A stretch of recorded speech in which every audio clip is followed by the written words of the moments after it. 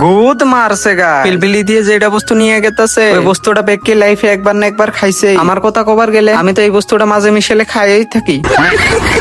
So hello guys, I am Ishan and welcome to my mini blog day 5। সকাল সকাল উইডা আবার পকেটের থেকে চাবি গায়েব করে সুরতের নাতি আর মুশারফ ভাইরে উড়াই নিয়ে আমরা গেতাছি একটা সুন্দর লোকেশন। তো ফাইনালি গাইস বুংবাং করে আয় পড়লাম আঙ্গো লোকেশনে। গাইস আসা কথা কবার গেলে লোকেশনটা কিন্তু বহুত সুন্দর, কিন্তু গাইস এই লোকেশনের থেকে বেশি সুন্দর হইলাম আমি। দেখো গাইস এটুনির মাগুনে আমারে কেবা করে দেখতেছে কোন চুম্মা না আমার কুলে লাভ পাইরে উড়ে আমারে চুম্মা খাবো।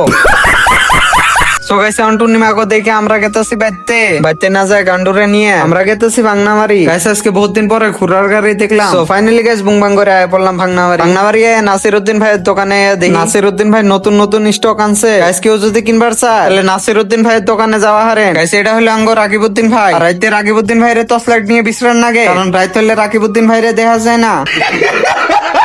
গাইছে কালো আডারে যে দেখতেছ আজকে জন্মদিন, তা বলে এই হাল্লা পার্টি দিব না, তার নিকে হাতে উড়াই নিছে কেসি। আজকে এই হাল্লার মুসলমানি করামু।